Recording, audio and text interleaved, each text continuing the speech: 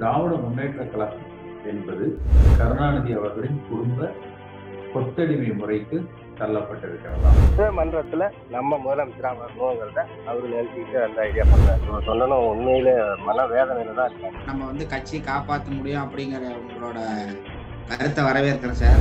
ஆப்போசிட்டா பேசுற யாரையுமே இருக்கக்கூடாதுன்னு சொல்லி அவர் ஒரு தெளிவான முடிவுக்கு வந்துட்டாரு. இல்லைங்க, ரெட்டலை சின்னத்துக்காகவும் வந்தாங்க, ஆனா அதிக பணப்பலன் தான் அதுல இருந்ததுங்க. சரிங்களா, இப்ப கரண்ட் பில் ஏறிடுச்சுங்க, அதுல மக்கள் எந்த தொழிலுமே நடத்த முடியல. திமுகவில் கொத்தடிமைகள் முறைதான் தகப்பனா செஞ்சது சரி, தலைவனா செஞ்சது ரெட்டலை சின்னம் முடக்கப்படுவதற்கான வாய்ப்புகள் மிக மிக மிக அதிகமாக இருக்கிறது. அப்போ அவங்கவுங்க ஆட்சியில இருக்கவங்க தன்னுடைய மகனுக்கு என்ன வழி கொண்டு போகலாம், என்ன மாதிரி ரீதியா கொண்டு போகலாம் தான் அதை யோசிச்சு அவங்க அதுக்கு ஏற்ற மாதிரி தான் செயல்படுறாங்க. இப்போ மக்கள் மனசுல திமுக இன்னும் காலித்தரமா கால் பதிக்கலையே. தொண்டர்கள் நினைக்கிறது நிறைவேறும் அப்படின்றதுதான். ஆகாதேனும் உயர்த்திதான் மெய்வருத்த கூலி தரும் அப்படிங்கிற மாதிரி அடிச்சு நோக்கிட்டு இருக்கீங்க.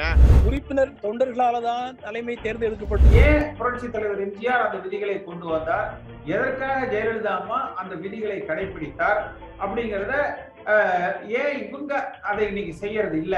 இப்படி கெடுக்கிறாங்களே அழிக்கிறாங்களேங்கிற கவலை இருக்கு. நீங்க எவ்வளவு சீக்கிரம் எவ்வளவு செய்வேன் ஆவி போட்டீங்கன்னா நம்ம முன்னேறலாம். திமுக ஆட்சி அமைச்சிருக்குன்னா நம்மளோட மக்களோட ஆதங்கம், திமுக மேல உள்ள ஆதங்கத்துலதான் இப்ப அவங்களே ஆட்சி அமைச்சிருக்காங்க.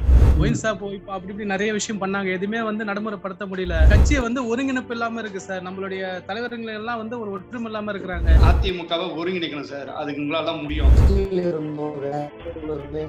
எந்த அடிப்படையில எந்த ஒரு வசதி பண்ணி கொடுக்க மாட்டேங்கிறாங்க. நாடாளுமன்ற தேர்தல்ல கணிசமான எம்பிகளை நம்ம வெற்றி பெற்றால்தான் அது அடுத்து வருகிற சட்டமன்ற தேர்தலுக்கு அடித்தளமாக இருக்கும். இது வரைக்குமே ஒரே ஒரு சின்ன ஒரு வேலை வாய்ப்பு கூட எங்களுக்கு கிடைச்சது கிடையாது. நாம என் தலைவன் சின்னதா தான் போயிட்டு இருக்கான் தவிர பெருசா எங்கேயுமே உருவாகல. யாரு உண்மையாக இருக்கிறாங்க அவங்களுக்கு நாங்க கைதறதுக்கு ரெடியா இருக்கோம் ஐயா.